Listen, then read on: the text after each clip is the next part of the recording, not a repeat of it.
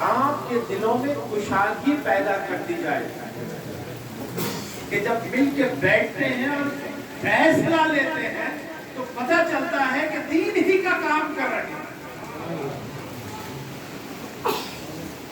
اب ہمارے علاقوں میں کیا ہو گیا، چند مولوی مل جائے، اپنی کلیا میں ملک ہو تھوڑے اور چلے، خبر ہی نہیں ہوتا کہ کیا ہوا۔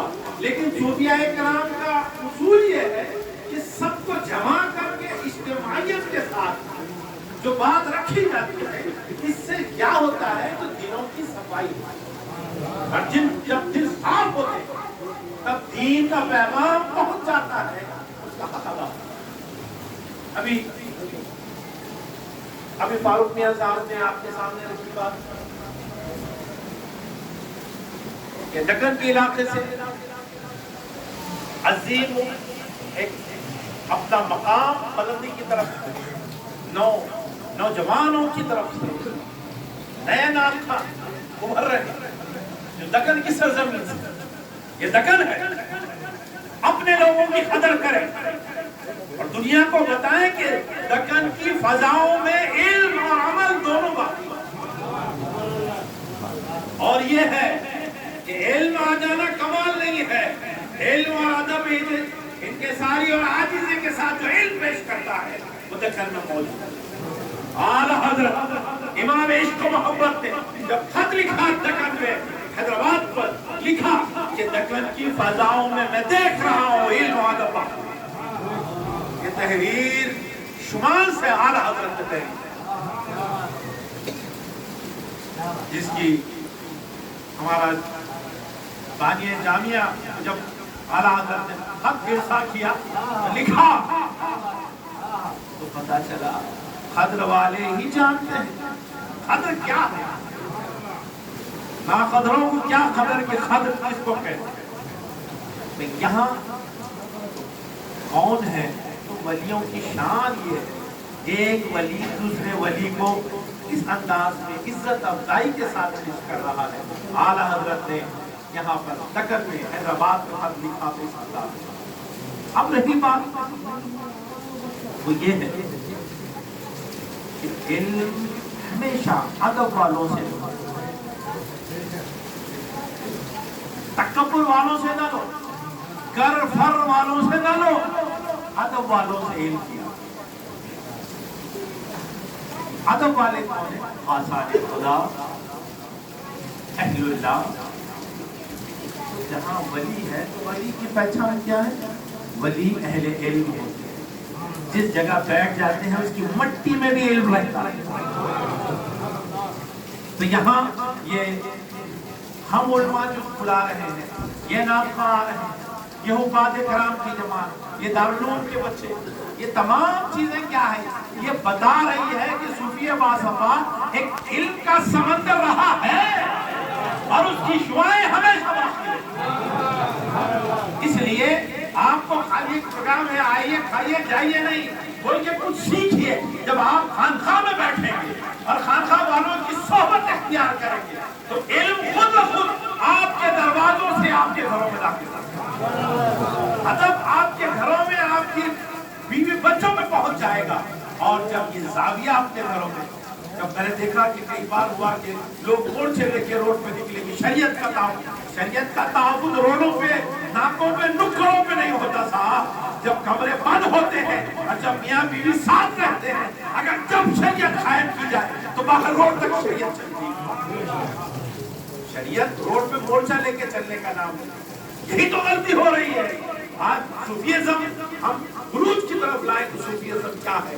صوفیزم کہتا ہے کہ بند کمروں میں شریعت نافذ کرو تاکہ روڈ پہ شریعت ہی نظر آئے۔ آپ اپنی بیوی بچوں کے ساتھ باشرا رہیں، ادب و عاجزی و انکساری کا مظاہرہ کریں، اخلاق، تہذیب و تمدن کا مظاہرہ کریں، خود بخود شریعت مصطفیٰ روڈ پر نظر آئے۔ یہ آپ کو ابھی فاروق میاں نے آیت مبارک اللہ سے ڈرو، کیسے ڈرے؟ اللہ سے کیسے ڈرے؟ کیسے ڈرے اللہ سے؟ پھر قرآن میں خود ہی رہنمائی کرے، سچوں کے ساتھ بیٹھو تو خدا کا ڈر آ جائے۔ تو بیٹھو تو صحیح، پھر پتا چلے گا کہ خوف خدا کہتے کس کو ہے، عشق مصطفیٰ ہوتا کیا ہے، ادب اولیاء کس کو کہتے ہیں، کب کسی ولی کے پاس بیٹھیں گے تو پتا چلے گا۔ آئے یہ میں دیکھ رہا ہوں جس علاقوں میں ان کے مریدوں کو بیٹھنا آ گیا انہوں نے اسلام کا پرچم سنبھال لیا، جن کے مریدوں کو بیٹھنا نہیں آتا وہ اسلام کا پرچم لینے کے ابھی اہل نہیں ہوئے۔ چاہیے مرشدوں کو کہ پہلے اپنے مریدوں کو بیٹھنا سکھاؤ۔ ہمارے پاس تو خالی خلافتیں بڑھ جاتی ہیں،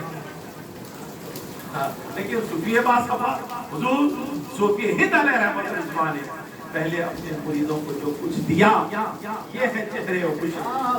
دیکھو بسم اللہ صاحب، یہ تمام یہ سارے یہ خانخواہ صوفیہ سب سے امین ترین خانخواہ ہے، اس کی اتنا دولت کسی کے پاس نہیں ہے۔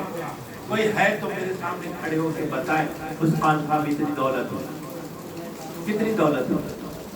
یہ ہے کہ کروڑ کے اتپاد علماء ہے اتنے تمہارے پاس، ارے علم والے رکھتے ہیں صوفیہ بات، یہ ہے دولت جو کبھی ختم نہیں ہوتی۔ علم والے جب علم بانٹتے ہیں تو ان کا علم اور اضافہ ہوتا ہے، اس کا نہیں۔ یہ صوفی باصفا نے اپنے پیچھے چھوڑ گئے اور ان کی روحانی تصرف آج بھی ہماری مدد کر رہی ہے۔ وہ پردے میں ہیں اور دیکھ رہے ہیں کہ ان کے عاشقات، ان کے مریدی حلقہ علم کی خیرات بانٹ رہا ہے کہ نہیں۔ تو یہاں علم کا سمندر ہے، یہ وفاد، یہ علماء کی کثرت خانخواہ کی سب سے بڑی دولت ہے۔ اس سے بڑی کی دولت اور کیا ہوگا؟ یہ ہمارے اسٹیج پر خالی خانخواہ اگر پروگرام کرے تو علم والے بیٹھتے ہیں، اور باقی لوگ اگر پروگرام کریں تو صرف سننے والے آتے ہیں، علم والے کم آتے ہیں۔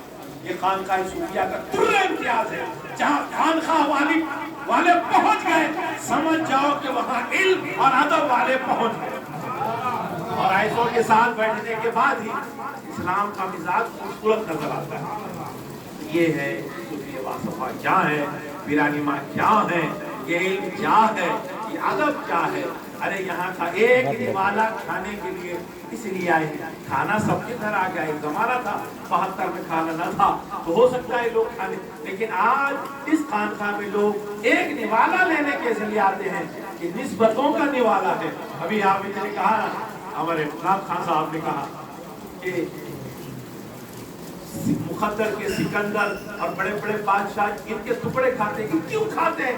ارے بادشاہ تیرے گھر میں ٹکڑے کہاں کم پڑ گئے؟ پتہ چلا کہ ولیوں کے نام کے نوالے جب اترتے ہیں تو دل میں نور کی شعائیں پھوٹ جاتی ہیں۔ لنگر کا کھانا، لنگر کا ایک دانہ، ایک نوالا آپ کے مزاج میں وہ ماچی پیدا کرتا ہے اور وہ خون پیدا کرتا ہے جو کربلا کی یاد کو ہمیشہ باقی، اور جس نے حسین کو نہیں بولا سمجھ لو کہ اس کے بعد دین ابھی باقی، اور جو اس سے دور ہوا وہ دین کی اصل حقانیت سے دور ہو گیا۔ تو یہ نوالے، یہ ٹکڑے، یہ دانے، یہ نوالے، یہ لنگر، اس کے معنی ہی یہی ہے۔ اللہ والوں کی نسبتوں کی نوالے کھانے کے لیے آئے اور ادب سے بیٹھ کے علم سیکھ کر اپنی زندگی میں عمل میں بہتری لائیں، یہی اللہ والوں کے دربار میں۔ اب رہی بات کہ ہر بات